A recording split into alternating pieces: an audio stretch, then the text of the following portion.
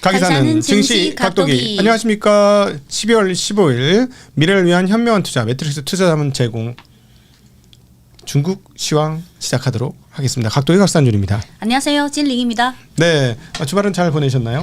네. 아, 주말이 왜 이렇게 항상 빠르죠? 언젠가부터는 주 4일 근무. 네. 언제가 그렇구나. 될까요? 네. 저는 그 주말에 한국 젊은이들의 그 연애 이야기 다룬 프로그램을 열심히 봤습니다. 진짜요? 열심히 봤는데 요즘 젊은이들이 거기에 푹 빠져 살더라고요. 그래서 열심히 봤는데 좀 안타까움이 있었어. 요즘 한국 젊은이들은 연애를 눈으로 하더라고. 남들 연애하는 거를 보면서 연애를 하지. 이게 엄청 공통점이 있어요. 자기는 연애를 안 해. 남 연애하는 거나 보고 있어. 너무 불쌍해가지고 지금 시츄에이션을 보고. 중국에서도 뭐 시청률 좀 높은 게 엔터나 그런 게 아주 잘생긴 젊은 남성, 여성 또는 스펙도 좋고 여러 가지 조건도 좀 몇 명이 같이 소개팅하고 그런 게 엄청 시청률 괜찮거든요. 그래요. 네. 눈으로. 큰일 났다. 그래서 진짜. 뭔가 뭐 그 중에서 잘 사귀어서 결혼까지 간 분도 계시지만 이게 방금 말씀하신 눈으로 연애를 눈으로 연애를 해 진짜. 나 진짜 깜짝 놀랐고. 그래서 밑에 댓글에 저도 그런 거 물론 주식이랑 직접적인 연관성 없지만 그래도 밑에 댓글에 항상 이런 게 있어요. 역시 연애는 다른 사람이 하는 걸 봐야 재미있다. 그렇지 않아요? 참 너무 안타깝습니다. 네. 아유.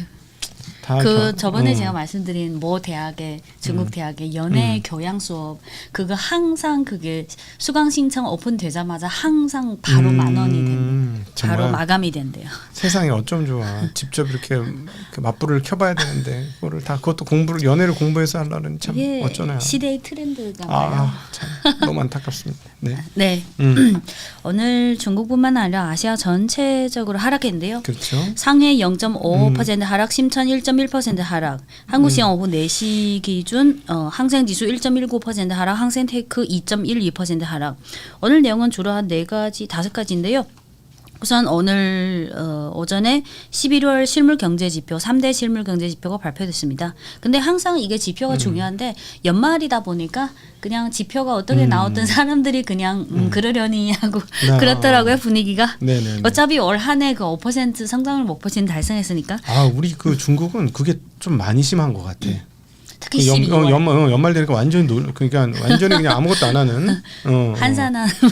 그리고 두 번째는 지난주에 그 중앙경제공작회의가 열렸잖아요. 네. 그 후에 뭐 소비 진작 관련해서 좀 추가로 뭐 내용이 나왔습니다. 세 번째는 지금까지 우리가 주로 테크나 뭐 글로벌 시장에서 주목받는 업종 위주로 많이 언급했는데 오늘은 오랜만에 유제품 업종이 4% 급등했습니다. 네. 그리고 오늘은 내수 소비랑 유제품이랑 보험주도 오늘 4% 급등했고 또 지난주에 목요일에 장 마감 후에 모어스레스가 그 공시를 발표했잖아요. 제가 1, 2, 3, 4를 이렇게 했는데 바로 하루 후에 또 새로운 공시가 나왔는데 투자자들이 이게 무슨 이상한 공시냐라고 조금 실망감을 줬습니다. 오늘은 한 요 몇 가지 내용 말씀드리겠습니다. 우선 화면을 보시면 오늘 통계국에서 11월 실물경제지표 발표했습니다. 딱 보면 계속 하락 중이죠. 네. 11월 내수 소비를 반영하는 사회 소매 판매 총액 전년 동기 대비 1.3%. 이게 저번 달에도 계속 하락했는데 이국 환신이 이미 다 끝났어요. 그래서 내년에 또 다시 이국 환신 새로 시작해야지 이게 지표가 좀 많이 될 것 같아요. 나라 전체가 무슨 캠페인 하는 것 같아. 캠페인 끝나니까 모든 게 다 떨어져. 상반기랑 하반기 극명하게 대전되죠. 와, 이게 진짜 무슨 목표? 이제 우리 KPI 나라 전체가 KPI에서 돌고 있다는 느낌이 들 정도네. 그러니까 12월에 심하다, 12월에 진짜. 나온 뭐 지표는 그냥 여러분들도 그냥 그러려니 하고 우리 찐 선생님 덕분에 이거 분위기를 이런 거를 처음 알게 됐는데 진짜 완전히 그냥 예전에도 좀 계절적으로 방학 같아. 방학. 올해가 좀 유독 심해요. 네. 그리고 다음 그림, 요 그림은 제조업의 경기, 산업 생산.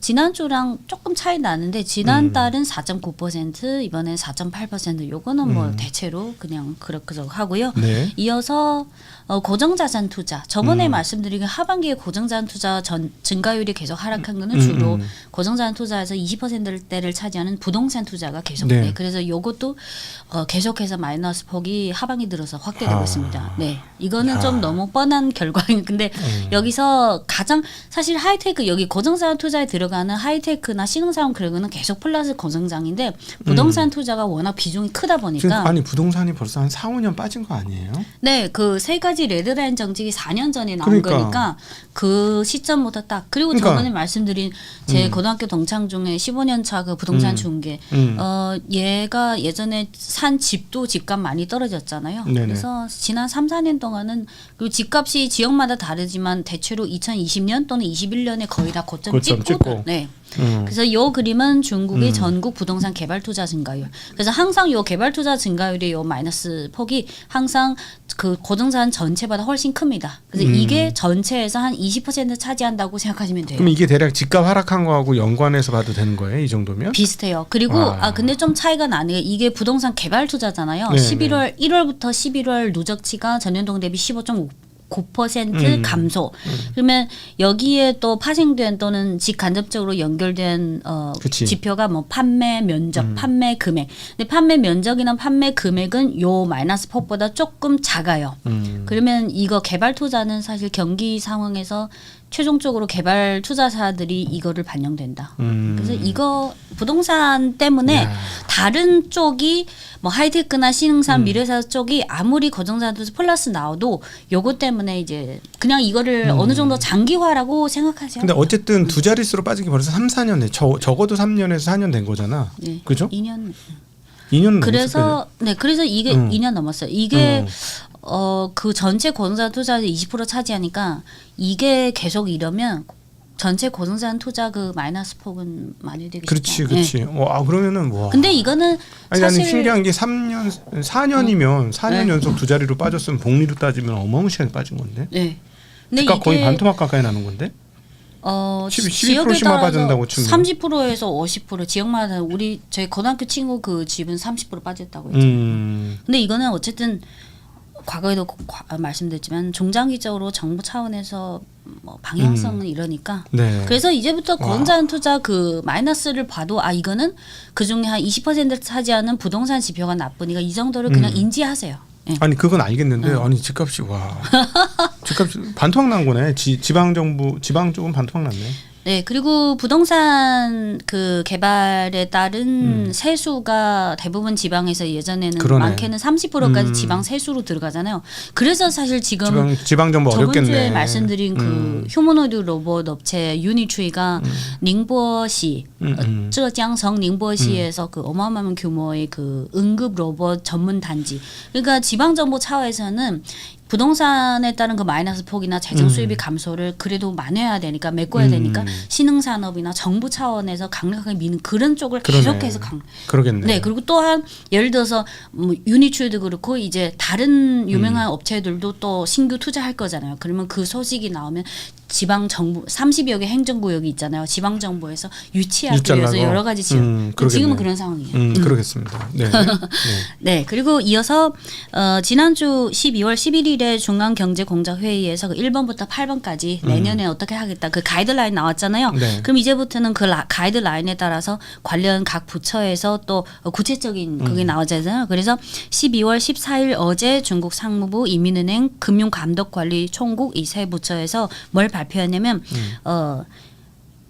중점 소비 분야 강화에 대한 금융 지원을 강화하겠다. 금융 지원을 강화했다. 그러면 이 키워드를 들으면 금융 지원이라는 게 바로 생각나는데 대출 뭐 이런 쪽 개인 소액 대출 이런 거잖아요. 그러면 여기서 중점 소비 분야에 대한 금융 지원 강화 정책인데 물론 그 정책의 명칭은 상업과 금융 협동 발전 강화해서 소비 진작 강화하자 이런 좀 긴데 여기서 1번부터 11번까지 항목인데 대체로 세 가지만 좀 중점적으로 아시면 돼요. 첫 번째는 우리가 소비 분야는 유형적인 상품 소비가 있고 무형적인 서비스 소비가 있고 또 기존의 전통적인 소비가 있고 또 혁신, 뭐 신형 이런 새로운 트렌드 소비가 있잖아요. 그래서 상품 소비에 관해서는 여러 금융기관에서 신용카드나 또는 뭐 일시불이든 또는 몇 개월 그거에 관해서 또는 모바일 뱅킹이나 디지털 유연화 여러 가지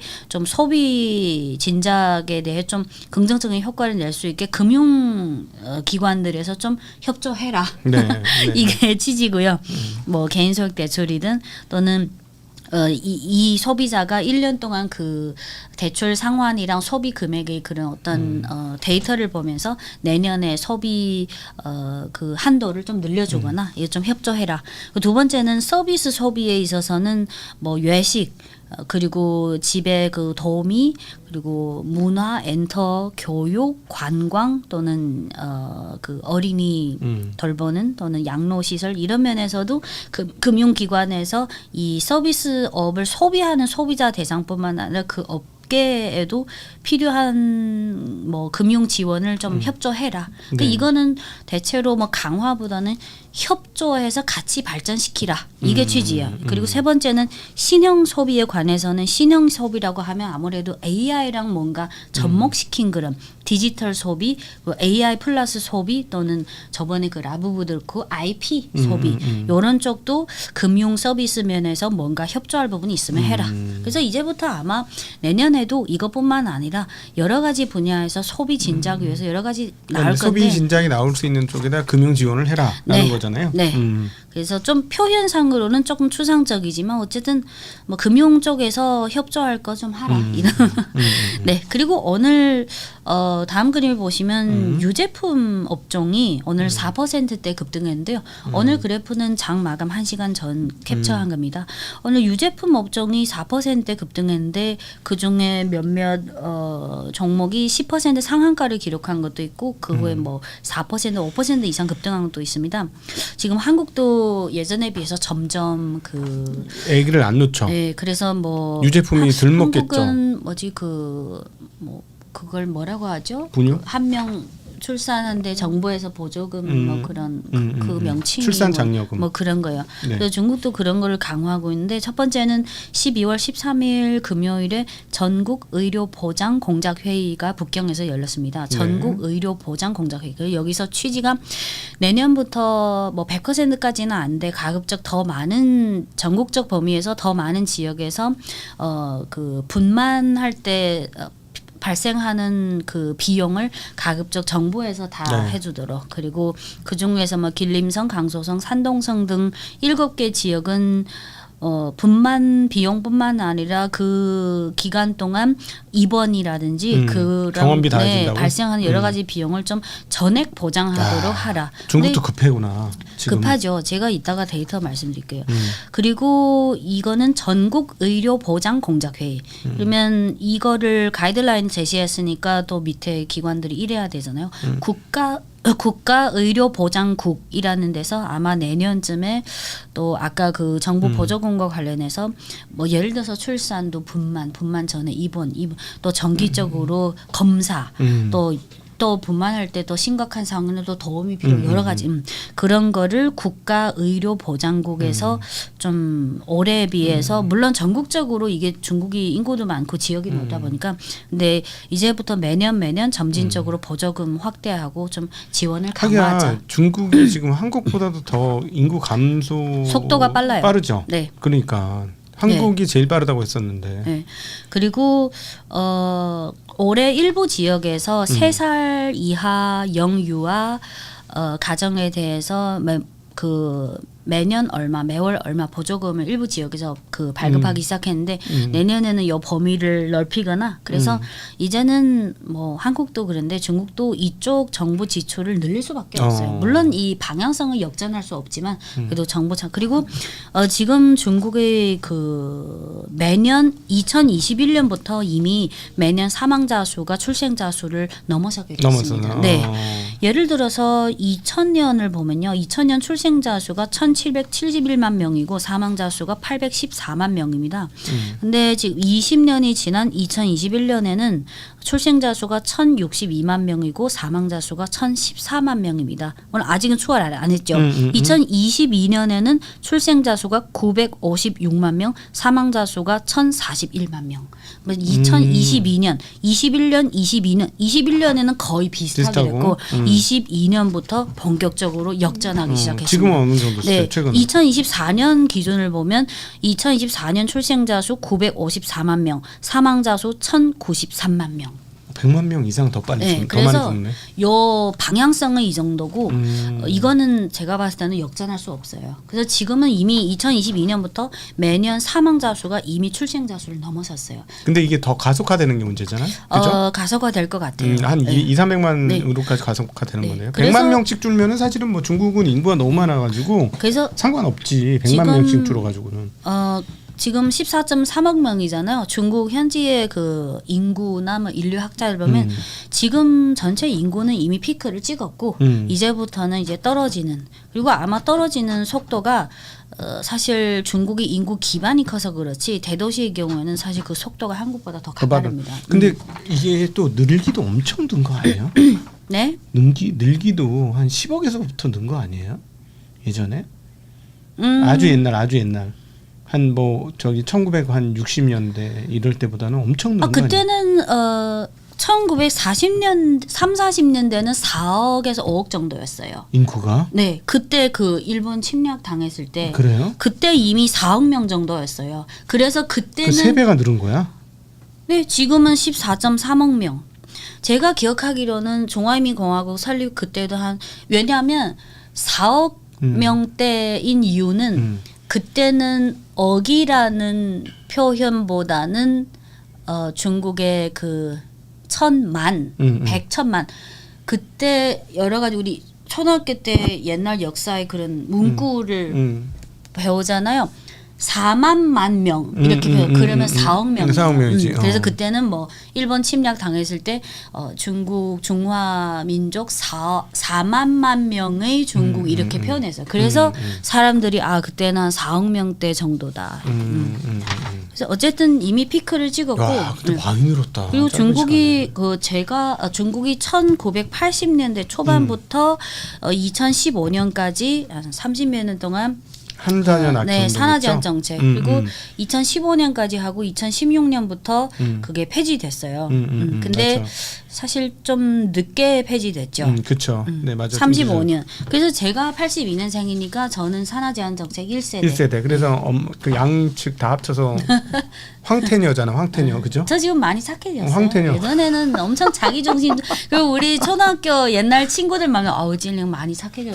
많이 그 유해졌다고. 우리 친구들도 다 한자녀 아니야? 친구들도? 아니요. 우리 친구들 중에 예를 들어서 조선족 친구들, 소수민족은 그 산하제한 정책 해당되지 않아요. 인구가 적으니까 2명, 3명 상관없어요. 그래서 우리 반에 어떤 친구는 형제가 있고, 그리고 제가 다니는 그 학교는 약간 도시랑 외곽 지역의 중간 지역, 그래서 외곽 지역에서 온 친구도 있고, 그래서 외곽지에서 온 애들은 애를 많이 낳겠네. 형제가 많겠네. 보통 그치? 2명이 보편적이죠. 그리고 예전에 산하 정책 때도 예를 들어서 뭐 해발 3천, 4천, 5천까지 그런 지역도 있잖아요. 그런 사람들이 살기 쉽지 않은 그런 지역은 산하 제한 정책 상관없어요. 그리고 산하 제한 정책도 도시 호적 보유자에 한해서만 농촌은 농사를 지어야 되니까 그거에 적용되지 않아요. 야, 그러면은 지난 한 50년간 이 늘어나는 인구를 먹여 살리려고 진짜 네. 부단히 애를 쓸 수밖에 없는 그래서 상황이네. 그게 예전에 예를 들어서 1980년 그 80년대 초반부터 2015년까지 딱 35년 동안 산하 제한 정책 했잖아요. 근데 사실 지금으로 보면 10년 전부터 그게 폐지됐잖아요. 네. 근데 지금에 와서는 그게 좀 일찍 폐지해야 되는데 근데 그 당시에 사실 2000년대 초반부터 중국의 일부 인구를 연구한 학자들이 이미 정부에 제안했어요. 이거 빨리 폐지해야 된다고. 폐지해야 된다. 하지만 그때는 그 학자 예를 들어서 인구나 그런 관련 학자가 10명이다. 근데 그중에서 이거를 제안하는 그 학자의 비율이 좀 낮았어요. 근데 지금에 와서는 그 학자 말이 진짜 맞구나. 맞았다. 근데 그 당시는 이거에 대해서 그렇게 중요한. 아니 근데 제가 보니까 그러면은 10억도 적은 것도 아니고 10억도 그 역사적으로 보면 많은 거긴 하네. 10억이 지금부터 3분의 1이 네. 줄어도. 근데 이제 문제는 뭐냐면 급하게 줄면은 15억 규모로 모든 셋업을 다 끝내놨는데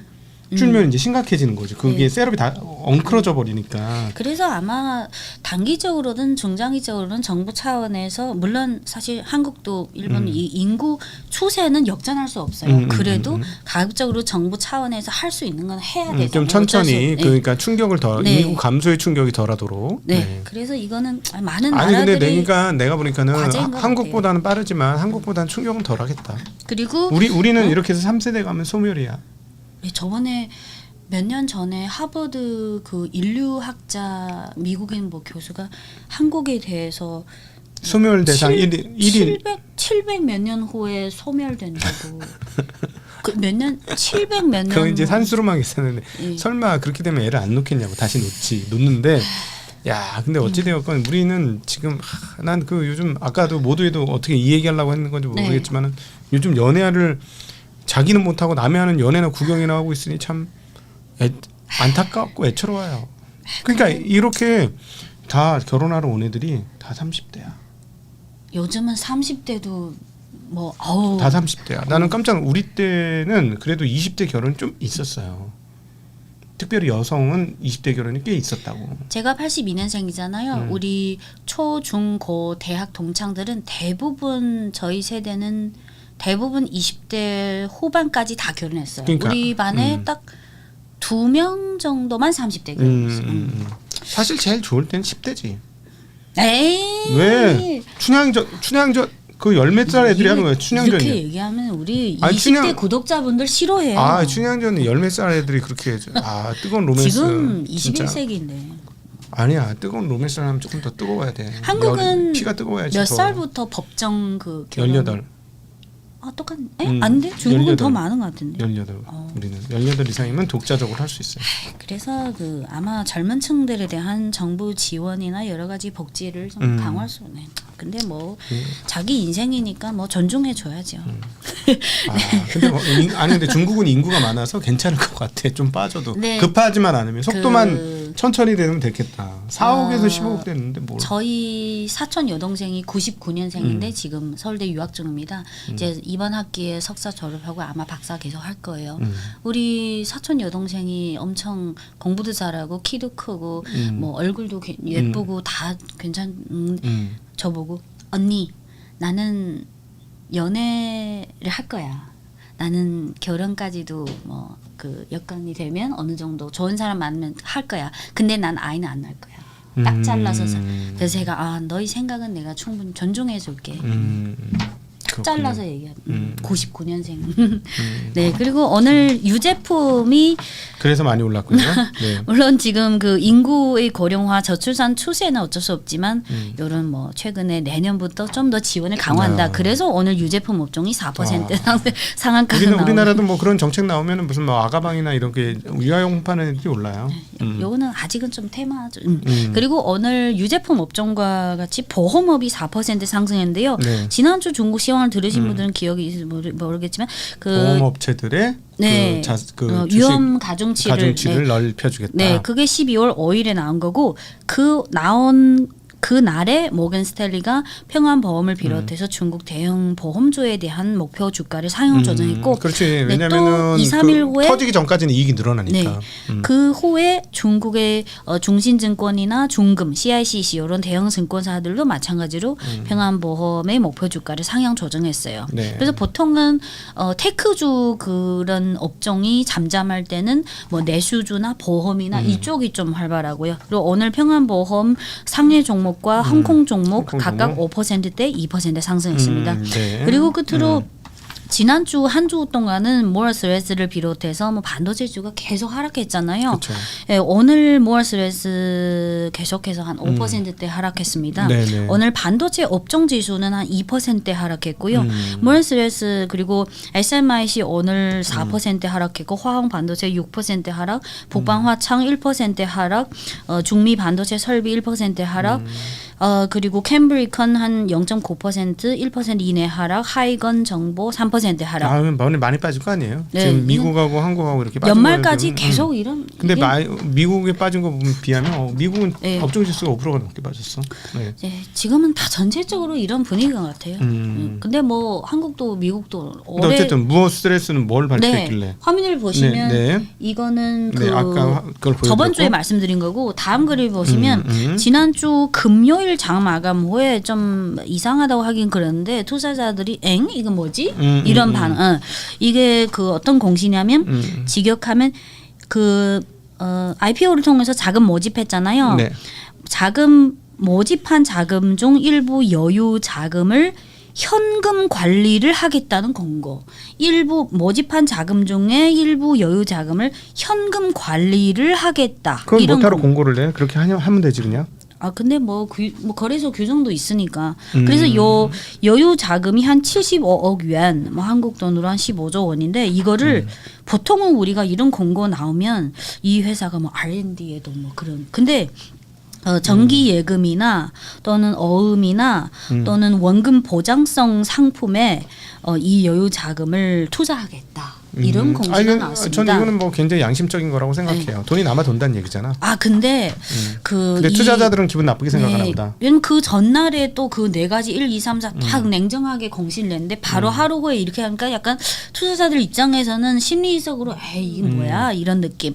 그리고 이게 여유 자금을 일부 그 원금 보장형 상품에 투자한 거는 오케이. 근데 이게 75억 위안이 모집한 자금 너무 크지 않냐. 그렇지. 너무 약간 생각보다 돈을 많이 모았어. 네, 그래서 이거는 공모를 조금 이건 덜 하든가 뭐지? 했었어야 이제 되는데. 상장하고 상장 첫날부터 거래일까지 723% 급등한 후에 그래서 좀 마음이 편해 이렇게 한가? 그래서 약간 투자자들이 좀 미움을 받은 이런 공시였어요. 내 돈 가지고 가서 너 예금하라고 내 돈 갖고 갔어? 네, 만약 뭐 뭐 이런 개념인 R&D에 거지. 얼마 투자하든지 뭐 투자들은 그거 좋아하잖아요. 어쨌든 근데 사실 이게 양심적이고 이게 오래 가는 방법이에요. 회사 입장에서는 네. 생각보다 돈이 너무 많이 모는 그래서 거야. 금요일 장 마감 후 이 공시가 나오고 사면 뭐지? 근데 또 하루 근데 투자자들은 기분 나쁘지. 나 니들 잘해가지고 우리도 엔비디아처럼 만들어줘 이런 건데. 또 우리가 뭐라고? 너네 주식 사주는 거는 그거 뭐 너네 뭐 그 보통 예금 간다고? 내 돈이? 뭐 이렇게 되는 거지. 그래서 금요일에 너무 싫었고 토요일 일요일 또 이틀 정도 지나니까 또 분위기가 아유 좀 근데 너무 많이 올랐어. 너무 많이 올랐어. 아, 근데 네. 저거는 사실 올라서 팔아서 그런 게 아니라 공모할 자금 있잖아요. 네. 근데 공모할 자금. 너무 그러니까 이렇게 되는 금액이 거야. 너무 크다. 그러니까 이게. 자 공모로 저 돈이 땡겨진 거잖아. 저 예금할 돈이 공모 공모가로 했는데 공모가에 몇 배가 올랐잖아. 그럼 그 위에 잡은 사람들은 진짜 바보 멍청이 된 거지. 공모가에 산 사람도 그 돈을 쓸 데가 없어가지고 예금하고 있는데 공모가에 4배 이상 주고 산 사람들은 뭐가 되는 거냐고. 그래서 골 때리네 진짜. 이틀 3일 지나니까 너 그러려니 하는 분위기. 근데 어쨌든 뭐야. 아니, 과열이야. 과열은 맞아. 4배씩이나 네. 올라가지고. 그리고 오늘은 대체로 그러니까 특별히 오늘 뭐 강력한 그런 재료는 없었어요. 네. 뭐 이슈도. 그리고 끝으로 오늘 중국 증시 중 상승 업종은 보험 4%, 음료 2%, 소매 1%, 그 외에 화학, 섬유, 석유화학, 식품, 우주, 항공, 방산, 항구 1% 상승했습니다. 하락 업종은 PC 하드웨어, 전자 부품, 반도체, 통신 장비가 하락했고 문화 미디어, 제약 바이오 이쪽이 다 하락했습니다. 네네네. 그래서 테크주는 이 연말 지금은 그냥 인내심 뭐라고 코멘트하기도 그렇네요. 이거는 뭐 개별 내년 1월을 기대해 보겠습니다. 개별 재료로 뭐 움직이는 그런 장이 아니라서 네. 상해 자산운용사에 있는 제 친구도 맨날 요즘 너무 지루하다. 재미가 없대요. 아 근데 진짜 나라 전체가 저기 KPI로 움직이는 것 같아. 진짜 신기해. 다 달성했다는 거 아니야? 목표를 다 달성했다. 네. 그죠? 그리고 이제부터 12월 끝나고 1월 이후부터는 내년 예산으로 가니까 그러니까 올해는 지금의 이 시점에서 뭐 그러니까 하기도 국가의 정책이 주식시장에 엄청나게 크게 영향을 미친다는 게 또 보여주는 대목이기도 해요. 네. 특히 올해가 아주 전형적으로 여러 가지 면을 보여주는. 그래서 제가 보기에는 약간 그 첨단 반도체 기술주는 좀 과열이야. 그쪽으로 정책이 집중됐잖아. 네. 기대감도 집중됐고. 근데 내가 보기엔 그만큼 돈 벌려면 몇 년 더 기다려야 될 것 같거든. 네. 차라리 집중 안 됐던 데서 솔창게 돈 벌고 있는 회사를 찾아야 되겠는데 중국에서는 제 근데 느낌에는 12월에 업종별 등락을 보면 물론 보험이나 그런 배당 좀 안전 쪽 그쪽이 근데 또 그게 또 계속 추세적으로 상승하기보다는 며칠 동안은 이쪽으로 또 근데 집중되고 아니, 며칠은 또 저쪽으로 좀 보니까는 몇몇 종목을 보니까 이렇게 많이 주가가 빠졌는데도 빠졌다 올라온 거잖아요. 작년까지 엄청나게 빠졌잖아요. 네. 진짜 별로 안 싸더라. 어떤 그러니까 뭐 이익 대비 막 우리나라처럼 5배, 3배 이런 회사들은 별로 없는 것 같더라고.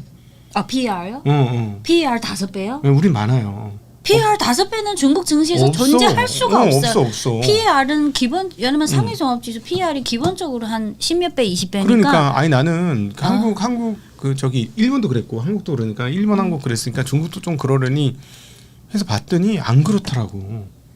5, 6배는 없어. 언급조차도 없어요. 중국은 굉장히 가격이 많이 올라 있더라고.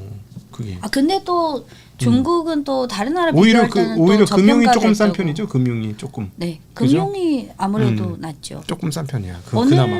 오늘 상해종합지수 PER이 16.2배. 그러니까. 그리고 심천만 보고 마칠게요. 심천 더 높지, 성분지수는 29.9배. 그래 훨씬 높지 거기는. 네. 야, 그러니까 우리나라 5배 막 이런 거 찾다가 보면 5배 중국은 4배 말도 안 돼. 존재할 수가 없어. 그 정도예요. 와. 한 10몇 배 아니야, 이상. 아주 옛날에는 싼 거 있었어.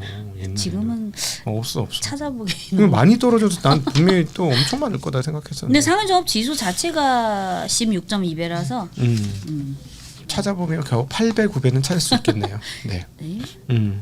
홍콩 홍콩은 항생 지수 비싸. 11.8배. 홍콩이 오히려 싸구나. 네. 네. 네. 그렇습니다. 오늘 여기까지입니다. 네. 자, 오늘 함께 해주셔서 진심으로 감사하고요. 행복한 저녁 시간 되시길 빌겠습니다. 감사합니다. 안녕.